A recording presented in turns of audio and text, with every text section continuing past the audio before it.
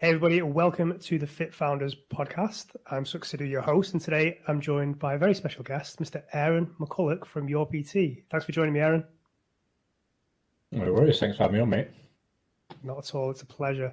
Obviously, during this chat, we're going to talk through your career in the industry, what you're up to today with Your PT, and what the future holds. But for anyone that doesn't know who you are, you want to just give a brief overview of who you are and what you do.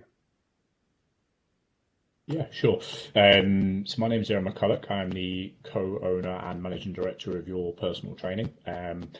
So Your Personal Training is the leading provider of kind of end-to-end PT solutions for gym operators around the UK, and we have a few international partners as well. Amazing. So, let's talk about kind of what led to where you are today and this current role. So how did you first enter the industry? Was it always the plan, become a personal trainer and then coach and then CEO of a company within the industry? No, I don't think I've met anyone that's how anything started, or what the objective is to kind of start with. I mean, like, I guess a lot of people, when I was a bit younger, I just wanted to be a professional footballer, was in various academies, stuff like that. Got to the age of 15, realised I wasn't good enough, and probably was never going to be. So I started kind of looking at other careers in, law, criminology. Ended up decided to join the armed forces. Like, I grew up as a military brat, so it was kind of, I guess most people expect you to do that anyway. And I got to a certain point. Just before I was 21, where I was kind of given some advice by some of the doctors with the various injuries and damage that had kind of caused my body. It was a case of, you've got two options: carry on, sit at a desk, possibly end up in a wheelchair by the time you're 30 because you just keep breaking stuff, or leave and find something else to do. And I didn't join the military to sit behind a desk and sort people's post or end up in a wheelchair, to be fair. That's never the objective. So I actually ended up doing a personal training course with Premier Training, I think, which is pretty much what everyone leaving the military was doing at that point if they wanted to go into fitness. But it was more of just learning how to look after my body. So I ended up with like a degenerative disc disease. I kind of fractured ribs, dislocated shoulders, fractured my femur, all that kind of stuff, like in a wonderful 2.5 year period. And during my course, realised that I actually quite liked it, and thought it's something that I might like to do and maybe do as a career. So, I went to a few interviews while I was doing my course. I finished the course on a Friday, and started working as a self-employed personal trainer the following Monday at Fitness First in Norwich. So just literally went straight into the deep end.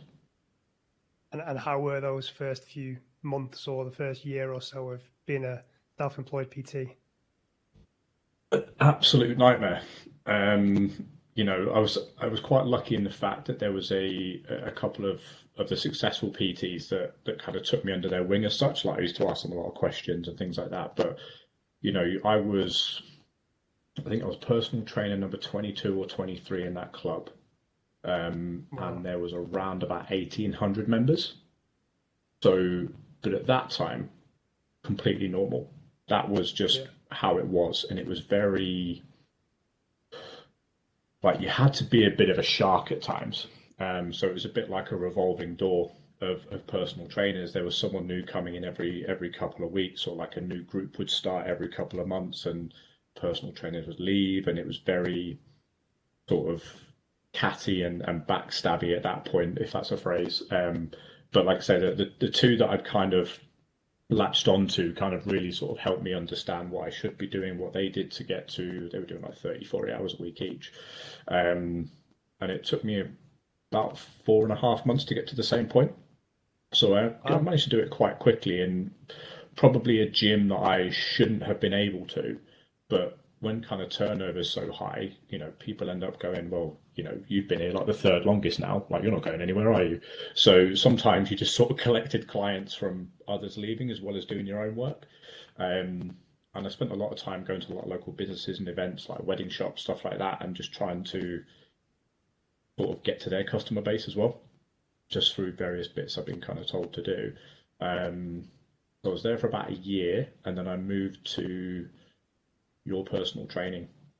Literally flipped, still self-employed PT, but I went from being at like a Fitness First in a city to a leisure centre in what is described as a floral town of Bury St Edmunds. Brilliant.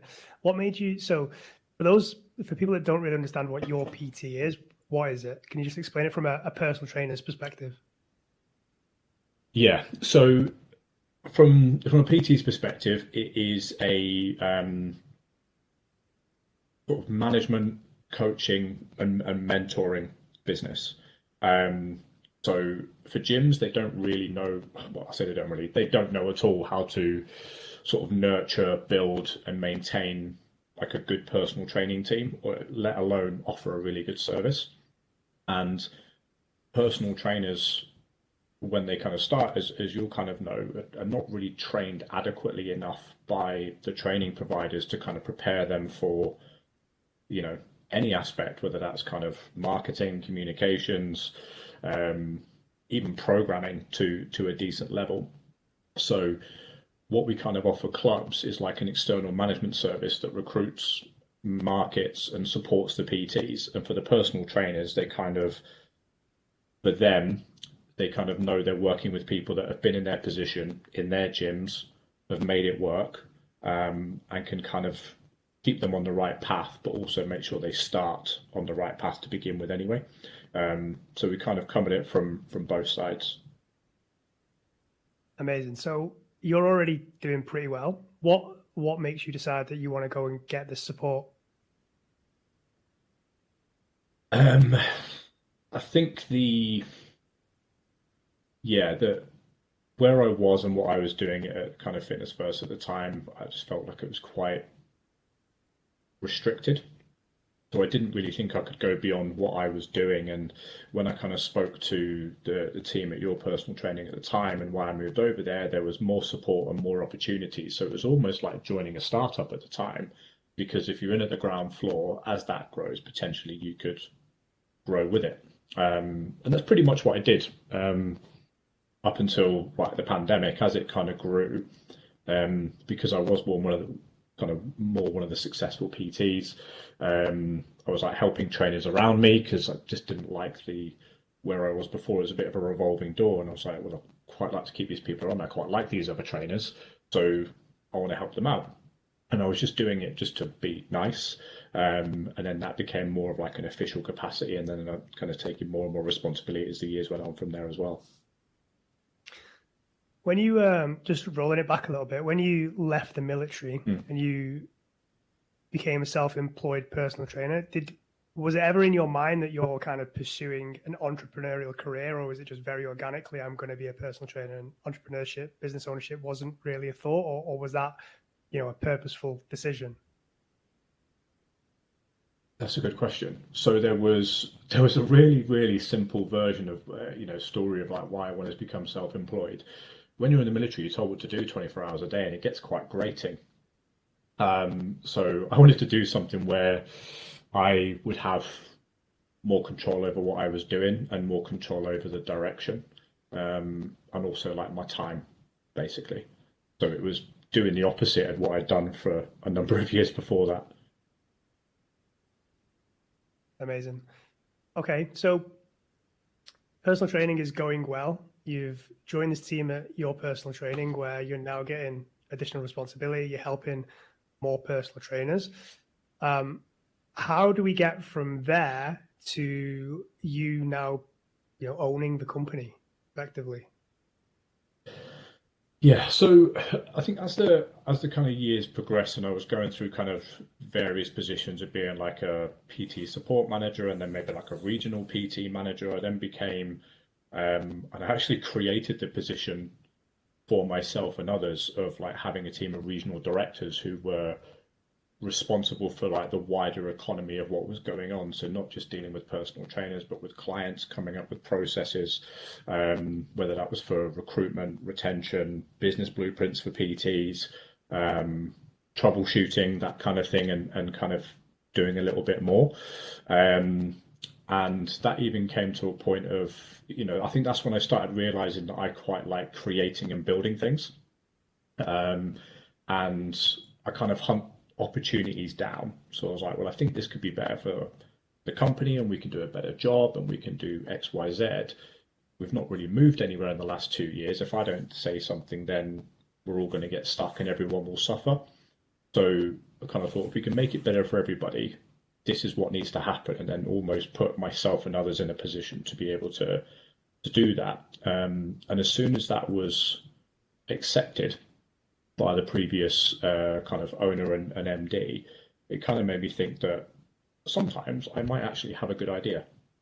And that kind of leads me then to doing more of what I do now. And obviously just, I guess, maybe get me a bit more self-confidence and believe that I actually knew what I was doing and potentially could go a lot further. But I don't even think at that point the word entrepreneurship or anything even entered my mind. I don't even think I used that word until maybe a couple of years ago. Okay. So in terms of,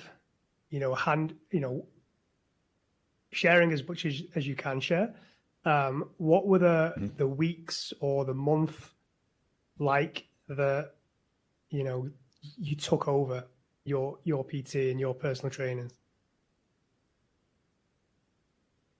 Yeah, so I think generally for a lot of people that obviously we went into the pandemic, I think kind of towards like mid-end to March 2020, didn't we? And when gyms closed down, obviously all of our personal trainers were based in gyms, stuff like that. Then you kind of had to adapt quite quickly. So myself and one of the other regional directors at the time, who's actually now my business partner and obviously co-owns your personal training with me in the academy, kind of came together and we thought, like, if we don't keep helping trainers kind of maybe transition online, give them somewhere to check in every week just to make sure they're okay, if that all goes to shit for them, we're going to come back to nothing. So if we don't help them, we won't have a job in 4 weeks, 6 weeks, 6 months time, however this was going to last. And also I think from a selfish perspective, from our point of view, it was almost like this might also keep us sane.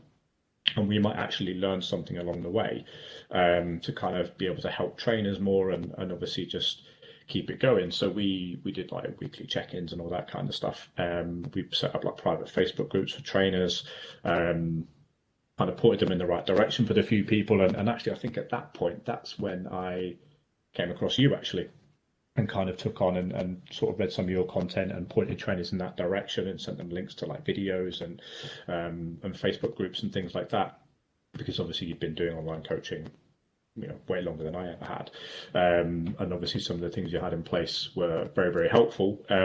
Some of them to the detriment because some PTs left because they had full-on online businesses by about July. Sorry it worked, and it worked too well, I think. It's all right. I've got over it, I think, just about. No, I mentioned it, so I haven't got over it, have I? But yeah, so we wanted to do a little bit more, and then we got to the week before gyms were due to reopen in, I believe it was towards the end of July in 2020.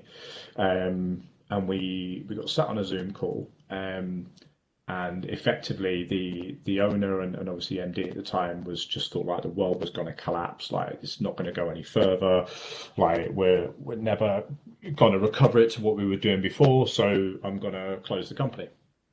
That call lasted less than 3 minutes. So effectively we were like, oh shit, in like a week's time or 2 weeks time we might be out of a job. And a couple of weeks before that, myself and James, who obviously, like I said, my business partner is also the operations director at Your PT, because of what we were doing, we were like, we can do a better job than what's going on at the minute at Your PT. So we actually structured a plan to almost like an MBO for that Christmas. So we thought we'll keep working on this plan, we'll get our kind of ducks in a row, and we'll make an offer to take the company at the end of the year, because we kind of had a sense that the existing owner was kind of like, even a couple of months before that, just kind of done, just wasn't interested, cancelling like weekly team meetings with the senior management team, etc. But we just kind of carried on and kept doing what we said we were going to do, and keep our promise to the trainers of obviously kind of, keeping in touch with them and keeping them updated with various things from the government and what that meant for the industry, Simsbury, etc., and what advice we were getting. And there was kind of angel investors involved in the business beforehand, and one of them was actually a client, and it was a client that I actually used to look after, so it was a kind of gym in Manchester. So he kind of rang me up and he was like, yeah, I've just heard. And he was like, what are you doing? And I said, well, me and James are going to carry on. We're going to take all the gyms that we were working with previously and we're going to work with them on our own. And he just went, great, do you want to do it together? So what we ended up doing in the next 2 weeks was buying out your personal training. And that was it. 2.5 years ago, we took over the company. So the old kind of ownership and MD and stuff had completely gone at that point. Sat down with the team that we had, and told them what we were doing, what the plans were for the business. We had an initial kind of recovery plan, if you like, in terms of like gyms were just about to open. Obviously, we were going to move things back up. We were going to change a few things. People were going into different positions. We found some of the staff, we looked at some of the stuff that they were doing and found they were completely useless and getting paid more than anybody else. So they obviously went quite quickly. And then we kind of started to build or rebuild or remodel the company, should I say, on a completely different set of values and create a different culture that we felt would allow people to be more expressive and allow things to grow beyond what they could have done before, and also just create a better environment for everybody. Amazing. I'm assuming that at the time when you got the news that the company or the former MD was done, it was a pretty big shock. And what would be interesting to know is, was there a negative impact on the business? I'm assuming you'd have to speak with all your partners, the gyms that you work with, and has the company recovered since then? Is it in a stronger position? Has it grown? Yeah, so good questions. Right. The first one, so actually it was a sense of relief. Sure. Because I was like, finally, I know what's happening with me. I know what I'm going to do now. Like, myself and James are obviously making this kind of MBO plan. And it was like, well, should we just do it now? The clients and things we kind of, spoken to, that I think the fortunate thing for that, and maybe the unfortunate thing for the old owner, is that relationships with those clients were basically at our level. Like, nobody else spoke to them other than me. So yeah. I was looking after 10 or 11 gym operators. James was looking after 4 or 5 in the West and Southwest. So, even between us, if we decided just to go off on our own and not buy the business, we'd have done all right. We'd have had to start a lot again, and we wouldn't have had a lot of the things that were available to us. It would have taken a bit longer. But yeah, there was a lot to do, just kind of structurally, and obviously you're not just dealing with clients, but also suppliers, personal trainers, staff, where to get a new set of accountants, work with a new set of solicitors, and make a lot of changes and updates and things like that. And I think to be honest with you, when we look back, I don't know how we did that much work in that short of a period of time, because it was just manic. So it would like easily 60, 80 hours a week, every week for the rest of that year. And then bearing in mind, we had 2 additional lockdowns during that period, and they were all different in different countries as well. So because you've got trainers and gyms over England, Wales, Northern Ireland and Scotland, none of them ever lined up to do the same thing at the same time. It was always a week's delay here, a week's delay there, or these were shutting a week earlier, or there was different rules over here. So that was a massive, massive pain in the backside and quite a large inconvenience, but obviously nothing we could do about it.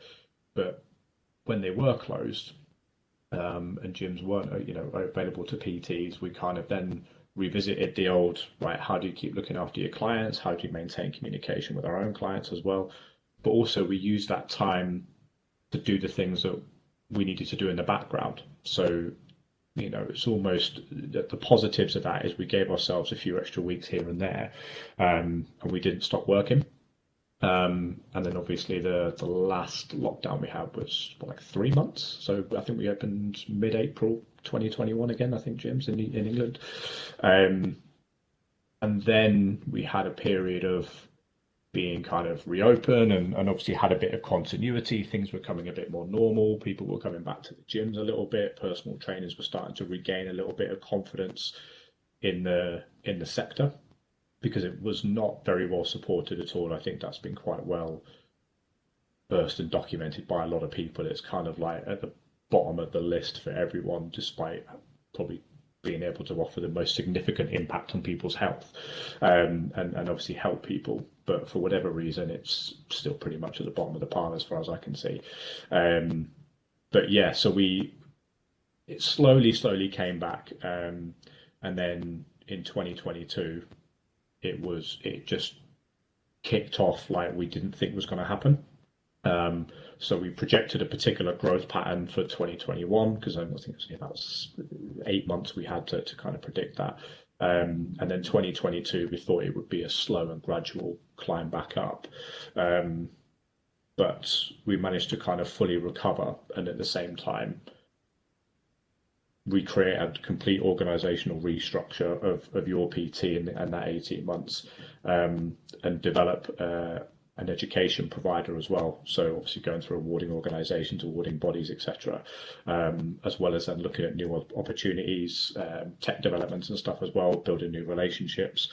I think we went from 11 gym operator clients to 26 in 18 months, which obviously expanded the reach, and then moved into kind of supporting a club in Kuwait City who kind of reached out for us to help them find and develop personal trainers. Wow. And can you give either the exact or a ballpark figure in terms of how many personal trainers you currently manage? Without looking at my CRM, no. But they are, it changes every day as well. The number of applications we get, you could go anywhere from, I think you can go up to about 25 applications a day at certain periods of the year. Wow. But we have 417 locations just in the UK, and they'll range from, 500 member single site gyms to, 4-story, 12,000 member clubs in central London. So there's quite a big group. That's amazing. I've been very, very outspoken about standards in the industry, as you know. And I know it's something that some beliefs that you share as well around, improving standards, looking after personal trainers and coaches. And do you feel that your personal training should have to exist, or should it really be something that's being taken care of by adequate qualifications, governing bodies? I know you have to tread carefully, but answer how you can. Yeah. Yeah, I do have to be careful because I sit on a couple of committees for stuff as well. But the reason I sit on that is because I need to be on the inside to kind of affect more change. I realize you have to play the game to a certain level. I don't think you should have to, but unfortunately at the minute that's just the way shit is. Like sometimes you just have to kind of give a little to get a little to kind of make changes. Should we exist? I think, like, originally your personal training only existed to improve on other companies were doing the same thing. So kind of managing personal trainers, but it was just kind of to make it more sustainable for PTs, whereas now those companies don't exist, just because obviously they were just obviously terrible and the way they treat people and, not just personal trainers, but the gyms they were working with was not great. But I don't think there's ever going to be a space where we're not needed in some way, shape, or form. And that is largely down to, and the more we've always known this anyway, but obviously probably more so now that we hear from, like, if you think of a gym provider in the UK, I've spoken to them in the last 18 months. They've kind of reached out and said we're having a problem with recruiting or retaining, or like the standard of personal trainers we've got is shit. We don't like, why is that? Can you help us get, better personal trainers? What should we be doing? And they don't who just don't know what they're doing. And it's always at the bottom of the pile. And it's a really sad thing to have to say. And I think most personal trainers probably feel like, if they're working directly with a gym, that they probably feel like they're the least valued people in that building. And that's generally the feedback that we get, is they're the last person that anyone thinks about. And I think the lockdowns and stuff prove that a lot of the time as well, because some gym operators didn't even speak to their PTs for 6 months. Like nothing, just an email to say this is what your rent's going to be when you come back. Like that's just like those gyms deserve everything they get, as far as I'm concerned. If their PTs decide to leave, that's your own fault. But they're always going to be at the bottom of the pile. But for us, I guess the advantage of the trainers that work with us and they go into these gyms, if we weren't there, they would just become a statistic. And they would be gone in, what's the average length of stay for a PT in the UK now? 7 months, I think, is now, which is just so bad. But it is what it is. And we know why that is, the number that it is. But our sole focus is just to help the trainers. Like, we don't worry about anything else that goes on in that gym. We don't look at the class timetable, and we don't talk about like how many members they're going to get that month or anything like that. So we're almost running the personal training divisions, and it's our sole focus. And I don't think there's ever going to be a time where a gym is going to be able to do a good as job of we done, or even 20%, in my opinion, because I've been working with these people for a number of years, and I've spoken to other gym operators, and you would think there's probably some things that people look at a particular gym chain or whatever it is and go, they've got a really good personal training model. They're all monumental failures, and the vast majority of them actually lose money, which is wild. But they don't even want to implement 10% of what they should be doing to make it better. Their start point is, how can we make more money from personal training? We go, well, you need to get them more clients, make them more capable, improve their communication skills, help them with marketing. But they don't go down to that level and go, right, well, let's start from the bottom and work our way up. And until that changes, and it's not going to, there will always be a requirement for people like us and other companies as well. Yeah, like I totally get it. Like I feel the same about OFB. I felt like it kind of existed because it wasn't being done for personal trainers at the place where they'd probably expect it. So the Active IQ or SimSpa approved education providers were just never going to go to that level of depth in running a business, and maybe they can't logistically or from an operation perspective. So your personal training has gone through a whirlwind 3 years now, 2.5 years. It sounds like things are going pretty well. You've got 400 personal trainers in 417 locations.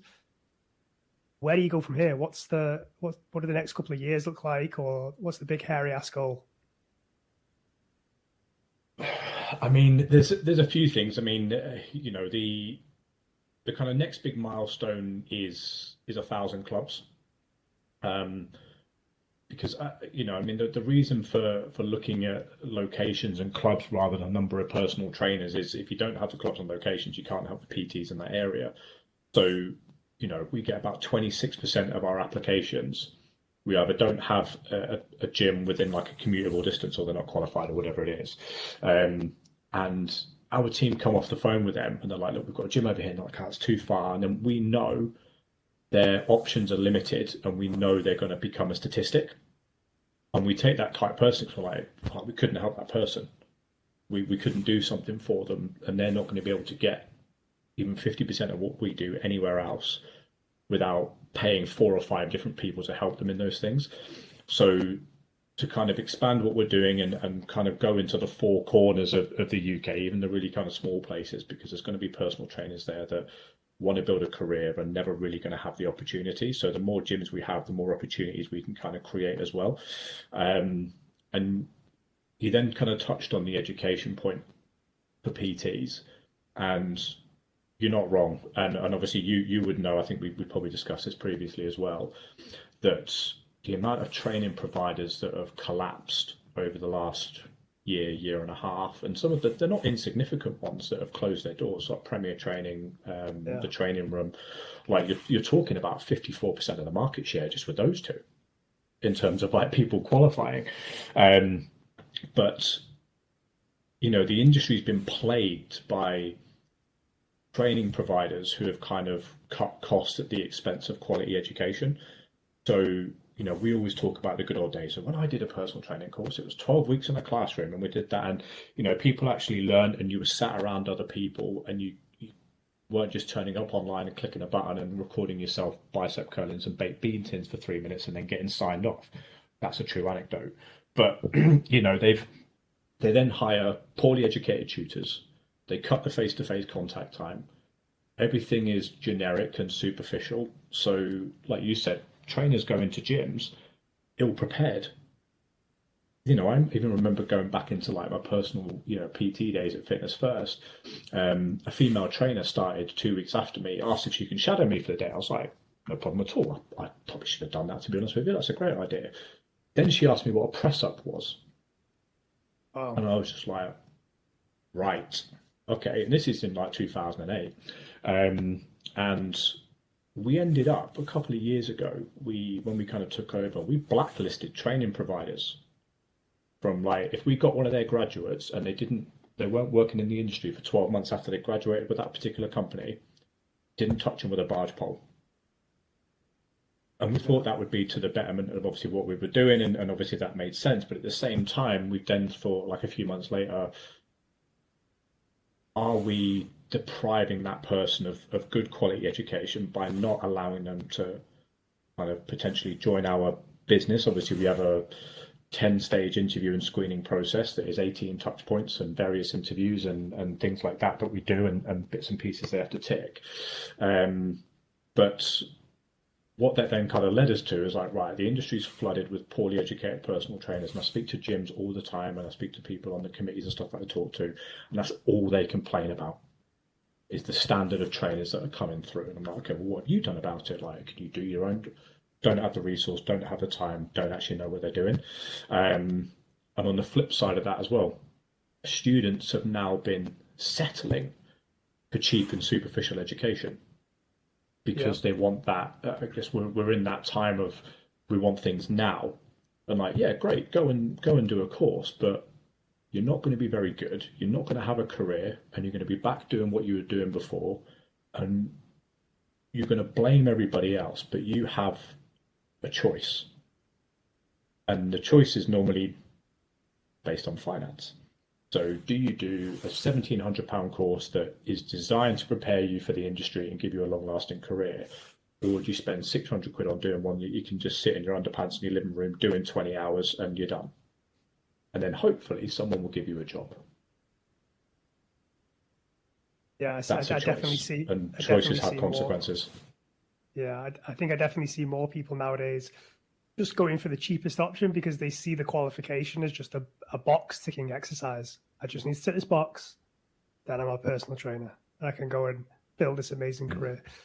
And it doesn't usually work out, which is a surprise, shock. I know we've kind of talked about it as well, and like I said, I've obviously explained to you what we're looking to do with our curriculum. Obviously, you have to tick the awarding body organization in terms of things that you have to teach, but you can also do within that whatever you want. So as long as you're doing what they want you to do, everything else that you can put in between. And obviously we've talked about how Striders can be implemented into the curriculum of what we're doing at your academy. I've spoken to a couple of different tech companies in terms of implementing what they're doing to make them more job ready when they finish, because their tech is pretty much on like 95% of our gym clients' gyms anyway. So I'm like, well, how good does it look for us, and how much better it is for them, and also for the fitness instructor or PT, if they can walk in on day one and they know exactly how to use everything, and they know what everything does, and they know all the features and benefits of what they're doing, and they can have a bigger impact faster at that facility and not have to be trained on some really rudimentary things, that actually the gym is not going to do the best they can to train that person, because to them it's like, I've got to train them how to use this stuff. I'm not really interested in education, but I just need them to be able to tick this box. Whereas we want to make people completely competent in what they're doing, and then also get them to understand that like the education doesn't stop once you finish your course. Like it continues on for that forever. And there is like, and I've said this before, I'm like the boring guy who knows data and numbers and things like that when it comes to like industry statistics, when it comes to education and obviously careers and recruitment and all that kind of stuff. But personal trainers who are higher educated beyond the basic level 3, and I'm not talking like they have to have master's degrees or anything like that, but the ones who are focused around nutrition, programming, and business, within 3 years are earning 3 times the amount of somebody that has just done their level 3 and done nothing else. That's a lot of money. Yeah, that is a lot of cash. And go ahead. Yeah, for something that I think the average spend is £1,430 a year. So you always think, if someone said, if you gave me 1,400 quid and over the next 3 years, you gave me that every year, but you would triple your income from year 1 to year 3, and if you don't do it, you're going to stay where you are now, you'd hand it over. A no-brainer. But people don't do it. And I don't know everyone's motivation or lack of motivation for not wanting to do it. But I think also if people then maybe understood those numbers and those metrics, and maybe it was put in front of them, they'd be like, well, actually, that makes sense, because I'm getting better and I'm offering a better service, and maybe I can charge more and I can attract more people and get more referrals. And, it kind of works a lot better. But I don't know any successful PT that's at the top of their game that just stopped learning after that initial 6 or 8 weeks, whatever they were doing. Why do you think that the business, and so sales, marketing, communication, isn't kind of prioritized from a qualification course writing perspective? Because as you've said, I think it's in everyone's best interest for personal trainers to stick around. So if it's the case that if they knew how to market and sell, why isn't that being prioritized in the education? Bluntly honest, laziness.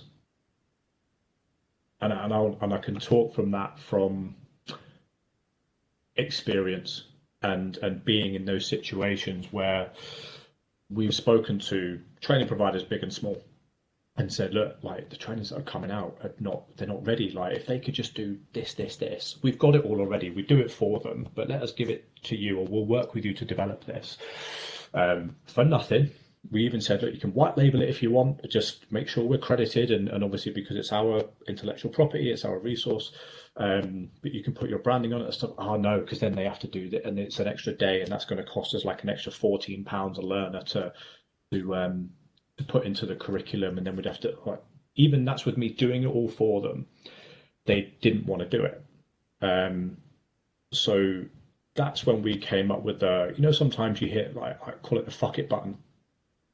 Like I was like, fuck it, we're just going to do it ourselves. Like if you don't want to be a partner, then and don't want to do a better job, then I'm going to try and do a better job than you are now, and I'm going to become a competitor, which is why we ended up opening your academy in the first instance, because we were like, well, we'll just do a better job. And it took a long time to find the right person to lead the academy, because you have to find people that are aligned with your values, your vision, what you want the business to do. They have to have the right work ethic, the right skill set, experience, etc. And we've absolutely got the right person to do that. But it's something that he always wanted to do, but didn't have the resource or the backing. So it was like 2 and 2 makes 4 in this scenario. And it's going to be a work in progress for us. But the focus is just around creating really good gym instructors, personal trainers who are sociable, who are educated, that know how to program, they know about nutrition, they know about business. And then beyond that, it's then developing those skills further, whether that's corrective exercise or performance enhancement exercise or nutrition or whatever it is, just focusing on those 3 pillars. Like you've only got to be good at 3 things as a personal trainer. nutrition, training and programming, and business and communication skills. Like, just focus on those three things. Like, everything else is just guff. It's just guff in the end of it, the rest of it. But yeah, anyway, I always kind of dive off because things just piss me off to a certain degree. So I'm right there with you, mate. So a lot of the people that will be listening to this are building businesses of their own, a little bit different to your PT for the most part. But what a lot of them are doing is beginning to consider hiring other personal trainers, other online coaches for their own businesses. It's something that's happening more and more now, especially amongst online coaches. So it'd be great to get some insights and tips of advice from you around that. So I suppose the first question is, what are the biggest challenges that you face when hiring or accepting applications and managing a large group of personal trainers? So I guess the challenge whenever, we kind of always have to start off by thinking, I don't know whether most trainers actually think about this when they are trying to grow their teams, is why do they want to do it in the first place? Like, what do they want to get from it? What's its purpose? Like for me, personal training is it's like a lifestyle career, isn't it? It's not really a business or a career that you're going to have an 8 or 9 figure exit in 10 years time. I don't think most personal trainers are thinking about what they're going to be doing in 10 years, but I think they should, because it will help them plan things a little bit better. I think understanding what you want from somebody, I think you need a set of values and a vision that people can buy into. And when people are looking to come and work with you, the first thing they're thinking is, what's in it for me? So what are you actually offering these coaches that you want to join your team if you're trying to expand? And once you do find the right people, and obviously you bring them in, choose wisely. Like, don't rush. So, I kind of talk about our kind of academy director, Kev Baker, who absolutely brilliant. I spoke to 60 companies and 300 people before landing on him in 4 months. Companies, because one of the options was an acquisition, realized quickly that most of those companies were in the toilet, and it would take so much work to pull them out, you might as well start from scratch. And it took a lot. I'm not saying that's what they have to do. I'm probably a little, I don't know, we're just a little bit more particular, and maybe we've kind of learned some lessons over the years. But even when we're looking for personal training managers, support managers, like, it's more of a headhunting mission, because you have a network. Like, we obviously have a network of PTs, and some are very, very talented, and are probably already helping personal trainers anyway. So it's like, well, can we develop these people and obviously help ourselves choose? But a lot of the time, you might have friends and colleagues that are really good coaches. I think I kind of listened to when you were talking to Emma. I think also maybe Mike and Dan as well. Obviously, I know we kind of know them anyway. But they've got people that are supporting them with their business that they already knew. They didn't go out and try and recruit people that they've never heard of or put a job ad out or anything like that. And I genuinely think if you're a personal trainer trying to grow your coaching team, that's probably the best thing to do. And obviously make sure they share your standards as well, or can even help you improve them. That's always a good thing. Scaling for the sake of scaling is completely pointless, and you hear that all the time in terms of, exchange, get more time and have a team of people doing your work for you. And so, like, why do you want to do that in the first place? Like, if you're happy earning 35, 40 grand a year, working 25 hours a week, and you can either work remotely or you're just working out of one gym so you can spend loads of time with your kids and your family and stuff like that, why do you want to earn 100 grand a year and work 3 times the amount, or have someone working in your team that might ruin it for you? And just be willing, when you are building a team, understand that you will make mistakes and you probably will fuck it up more than once. You'll have bad hires, and you'll have people that will let you down.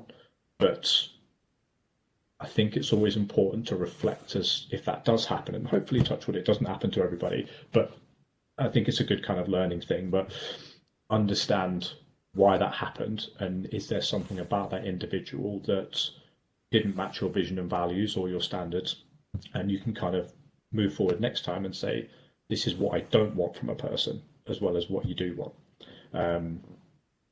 And you'll get there eventually. Also, don't micromanage. Everyone will thank you for it, and you'll thank yourself for it as well. Can I ask, where have you learned all this? Because obviously you've started on the same path that a lot of our listeners are, you as a personal trainer, and obviously you've developed into, a fairly effective or very competent MD, owner of a company that has a lot of different stakeholders and a lot of people involved in it. So how have you learned all that you've learned in terms of scaling, managing, and everything that comes with it? Suffering, I would say, is the first one, because like inevitably, you kind of make mistakes, and I think some people either I'm quite bad, so I have what's kind of often referred to as high functioning anxiety. So I catastrophize, I suffer from perfectionism and things like that. I blame myself for anything that goes wrong. But what I then try and do is kind of reflect on why that may have happened. Was it? I always blame myself, but then eventually I might come around to go, well, that was actually out of my control. I'm also very fortunate that I have a really good business partner in James, and obviously co-owner of Your PT, and the two kind of, let's say, angel investors, I think that's how kind of more how they act than anything like that, are 10, 15 years further down the line of building businesses in the industry than I am. So I've managed to use that time that they've had to kind of learn from their mistakes and just basically not make them. But also it's quite nice to have a bit of a sounding board to go, well, I've looked at this and this is what I want to do and this is what we should be doing. Is there any reason that this doesn't exist now? Is there anything that we're missing? It's like having a new pair of eyes on things as such. But most of it is through suffering and having to make kind of hard decisions. And, we've made hires that literally 3 weeks later, I'm like, no good. 3 months later, they did all right, but no good. Or this person actually can't do everything that we want them to, but they're really good at this. I also spend a lot of time looking at other sectors. So when I'm trying to learn about something or try and become better at something, I don't just go, what does the fitness industry do? Or what does this person in this industry do? Because it's not the be all and end all. Like if you want to learn about tech for the fitness industry, you don't look what's in it already. You go and look at everything else. So I look at hospitality, I look at tech, I look at startups. And even when I'm looking at how I manage and treat staff, I'm looking at Google, maybe not Apple. But maybe kind of incubators and things like that as well, of go, right, what can I take from there? What is a good working practice that might fit my business? And let's give it a go and see how it works and create that structure. So we have a lot of processes and structures, but we also allow people to express themselves a little bit as well. So everyone gets to learn from everybody, which I think is a massive bonus. Yeah, I love that. One thing I'd just like to maybe get some advice on as well, or hear your thoughts on, is letting people go. Obviously, you mentioned making bad hires, having to let people go, and I know it's something all of us dread, having to fire someone. So have you got any advice for how best to approach letting a bad fit go? Do it fast. That's it.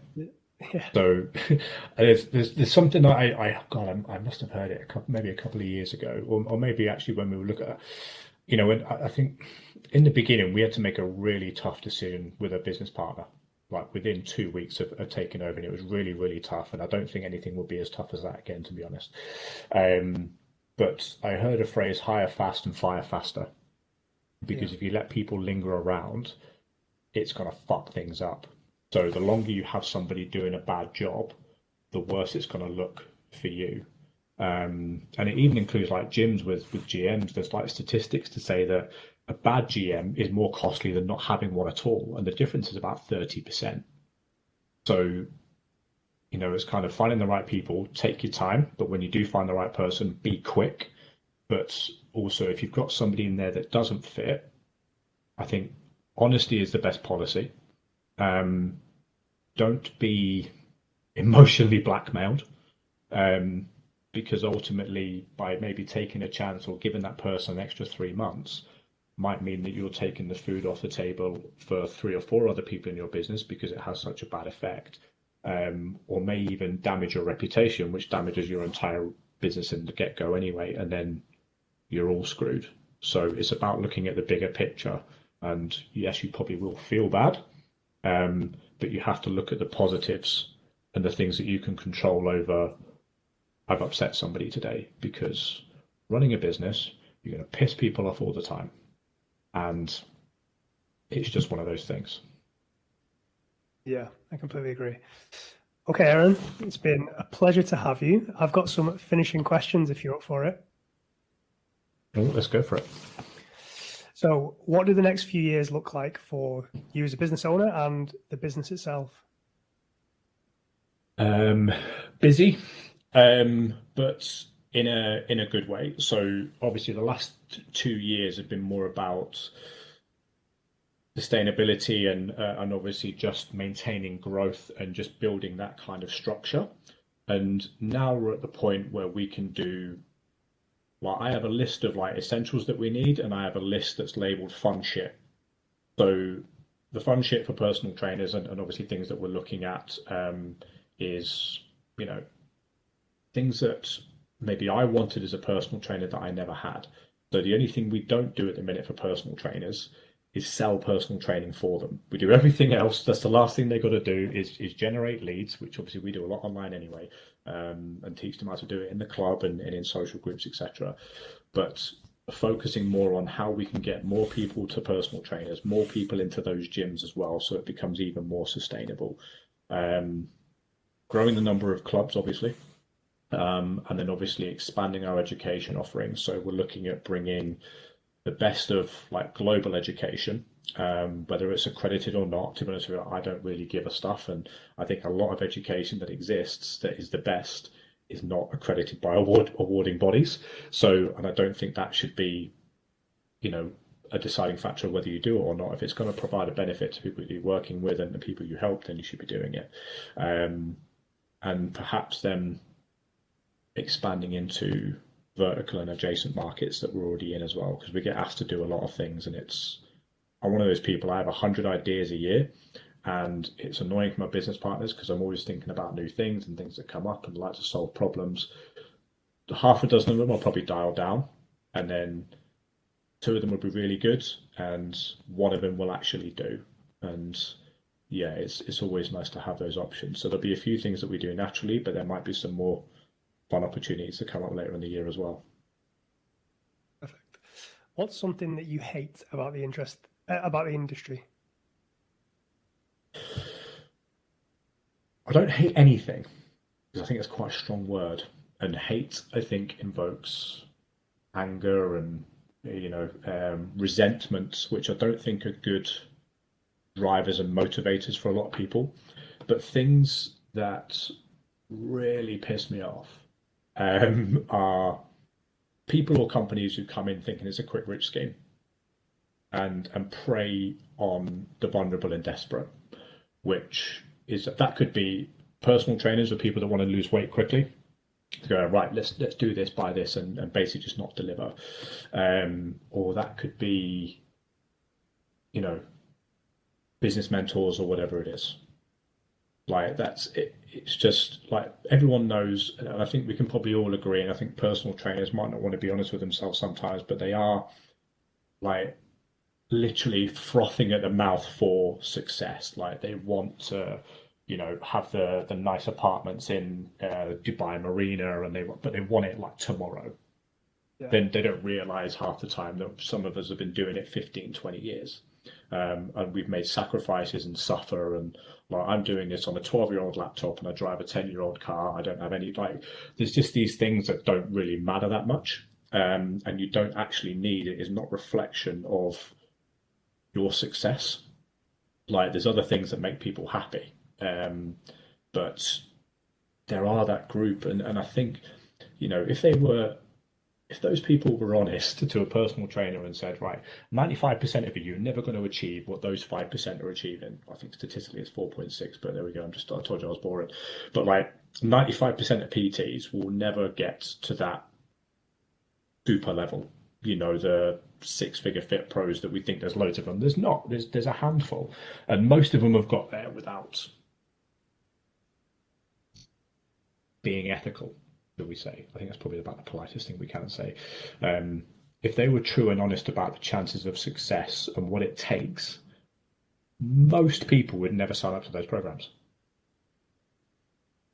And I think they know that. Well, they definitely know that. And that's one thing that I really, really don't like. Really, really don't like it, and it pisses you off, but you don't hate it. No, because it makes people angry.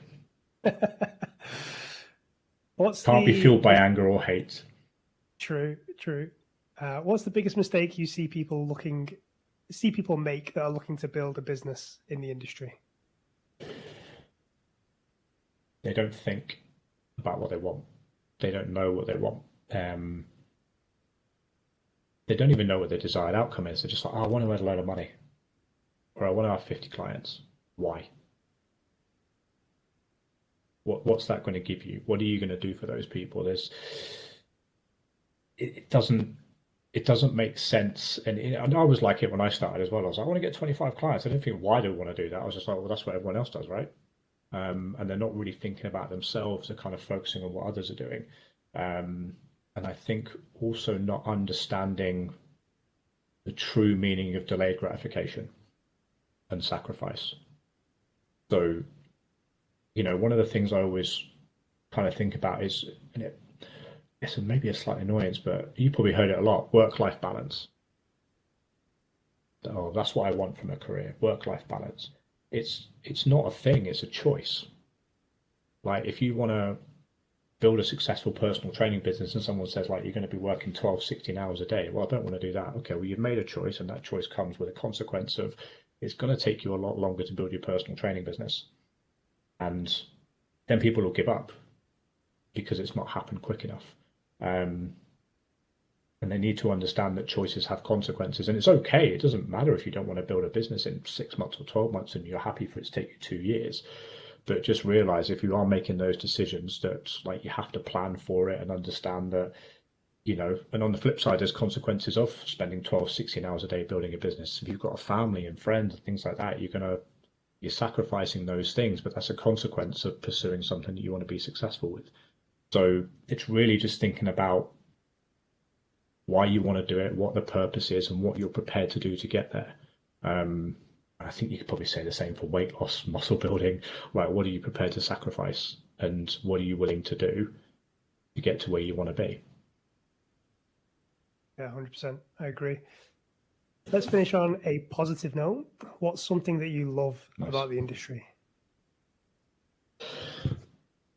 So I think I really, really, you know, the thing that kind of makes you smile a little bit and probably makes people happy and is the reason why people join the industry in the first place. Like they want to help people. Like, oh, I'd love to help people lose weight, or like I was able to build muscle. I'd love to be able to pass that on to somebody else, or whatever it is. And I think that's a good foundation to build anything. Like you're getting into something for the right reason. And I'd like to think the vast majority of people are getting into the industry for the right reason. You know, it's a bit like being a nurse. You don't do it because you think you're going to get paid 90 grand a year. You do it because you care and you want to help, and you think you're going to make a difference. And people getting into the fitness industry can help other people in other ways and make a difference. I think also the potential that the industry has is exciting.